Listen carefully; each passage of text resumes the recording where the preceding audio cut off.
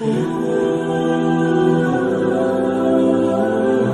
چونکہ دین اسلام کی بنیاد عقیدہ توحید پر قائم ہے اور توحید کا جوہر معرفت خداوندی اور عشق الہی میں موجزن ہے، تو میں سب سے پہلے توحید اور عشق الہی کے عنوان پر تقریر پیش کرنے کے لیے مدعو کرتا ہوں ایک ایسے بے باک نیدر خطیب کو جس نے اس میدان میں اپنی انتھک محنتوں اور کاوشوں سے ایک نمایاں شناخت بنائی ہے، جس سے میری مراد عزیزم محمد خالد ہے۔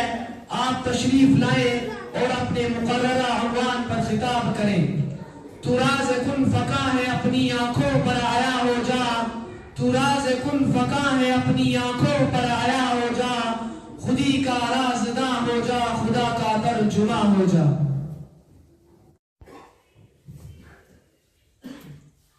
بسم اللہ الرحمن الرحیم، نحمده ونصلي على رسوله الكريم، اما بعد فاعوذ باللہ من الشیطان الرجیم، بسم اللہ الرحمن الرحیم، قل هو اللہ احد اللہ الصمد لم یلد ولم یولد ولم یکن له کفوا احد۔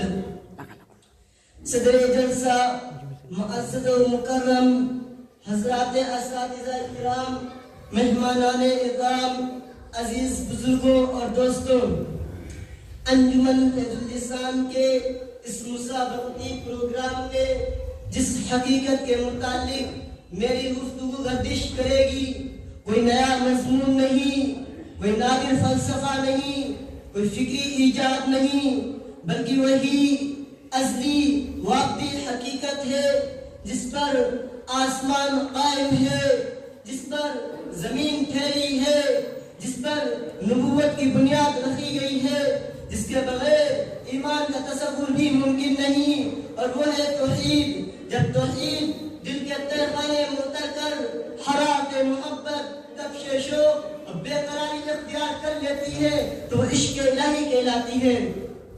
توحید صرف یہ مان لینے کا نام نہیں ہے کہ خالق ایک ہے، یہ ماننا تو فطرت بھی سکھا دیتی ہے۔ توحید دراصل یہ ہے کہ مؤثر حقیقی ایک ہو، مختار مطلق ایک ہو، معبود برحق ایک ہو، مقصود حقیقی بھی ایک ہو۔ توحید دراصل یہ ہے دل کا جھکاؤ ایک ہو، اعتماد ایک ہو، خوف ایک ہو، امید بھی ایک ہو۔ اس لیے علماء معرفت نے فرمایا توحید صرف قول نہیں، حال ہے، صرف عقیدہ نہیں، کیفیت ہے، صرف علم نہیں، ذوق ہے۔ جب توحید اس ذوق میں بدل جائے کہ بندہ غیر اللہ سے دل ہٹا لے، صرف ایک اللہ کو دل میں بسا لے، تو یہی توحید عشق الہی کی صورت اختیار کر لیتی ہے۔ عشق الہی کوئی وجدانی نعرہ نہیں ہے، کوئی بے لگام کیفیت نہیں ہے، بلکہ توحید کا پختہ ترین ثمرہ ہے۔ یہ وہ محبت ہے جو معرفت سے جنم لیتی ہے، اطاعت میں پروان کرتی ہے۔ یہی وجہ ہے جس دل میں عشق الہی جاگزی ہو جائے وہاں شرک کی ادنا سے بھی آمیزش برداشت نہیں ہو سکتی، نہ شرک جلی کی نہ شرک خفی کی۔ حضرات، انبیاء کرام صرف توحید کے مبلغ نہیں تھے، بلکہ انبیاء کرام عشق الہی کے پیکر تھے۔ حضرت نوح علیہ السلام کی سائے 900 سال کی تبلیغ کس بنا پر تھی؟ حضرت ابراہیم علیہ السلام کا آتش نمرود میں کود جانا کس لیے تھا؟ حضرت ایوب علیہ السلام کا سارا سال دردناک سخت ترین مصیبتوں کو جھیلنا کس کو پانے کے لیے تھا؟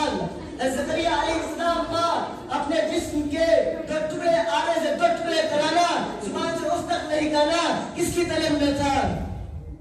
آخر میں ہمارے آقا تاجدار کائنات، فخر موجودات احمد مصطفیٰ محمد مصطفیٰ صلی اللہ علیہ وسلم کا لمبی لمبی نمازیں پڑھنا، امت کے غم میں راتوں کو آہوزار سے آباد کرنا، کفار مکہ یہود و نصارہ کے دانوں کو برداشت کرنا، جس میں اکثر کو دشمنان اسلام کے رو رحم کروا کر بھی دعائے رحمت کرنا کس کی جستجو میں تھا؟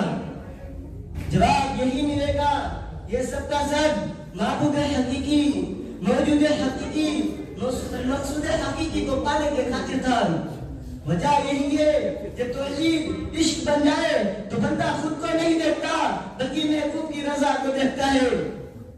میرے عزیز ساتھیوں، آج کا المیہ یہ نہیں ہے کہ لوگ خدا کے منکر ہو گئے ہیں، بلکہ المیہ یہ ہے خدا کو ماننا تو چاہتا ہے، چاہا نہیں جاتا، خدا کو پہچانا تو چاہتا ہے لیکن مقدم نہیں رکھا جاتا.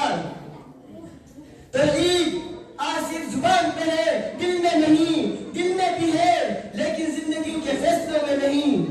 نتیجہ یہ نکلا توحید آج صرف ایک نظریہ بن کر رہ گئی. عشق صرف ہوس پرستی کے دم سے زندہ ہے. آج عبادات باقی ہے مگر ان میں روح نہیں، اعمال موجود ہے مگر ان میں اخلاص نہیں. دعوے تو بہت ہے مگر دل کے اندر غیر اللہ کی محبت پہ وسط ہے. اگر صرف توحید مطلوب ہوتی شیطان مردوں سے زیادہ برگزیدہ بندہ پوری کائنات میں نہ ہوتا. جنت کا اصل حقیقی اقدار وہی ہوتا، کیونکہ شیطان مشرک نہیں ہے بلکہ ہم سے بڑھ چڑھ کر موحد ہے، لیکن اس کے اندر عشق و محبت کی کمی تھی جس کی بنیاد پر اس نے اپنے رب کے حکم کے آگے سر تسلیم خم کرنے کے بجائے روگردانی کی اور عقلی طریقے پیش کی. اس کے مردود اور نامراد ہوا اور ہمیشہ کی لعنت میں گرفتار ہوا. نتیجتاً معلوم ہوا توحید کے ساتھ عشق بھی درکار ہے اور دل عشق الہی سے معمول ہو، ذہن و دماغ عشق الہی سے معمول ہو. آج اسلام ہمیں ایک تھوپا ہوا قانون لگتا ہے، زبردستی تھوپا ہوا قانون لگتا ہے، ہماری جان بن جائے گا. عبادت رس نہیں بلکہ راحت بن جائے گی، اطاعت بوجھ نہیں بلکہ شرف محسوس ہوگی. گناہوں سے پرہیز یہ نہیں کہ ممنوع ہے، پرہیز اب اس لیے ہوگا اس سے محبوب ناراض ہوتا ہے. میرے عزیز ساتھیوں، توحید عشق سے خالی ہو محض نظریہ ہے، عشق اگر توحید سے خالی ہو تو وہ گمراہی ہے.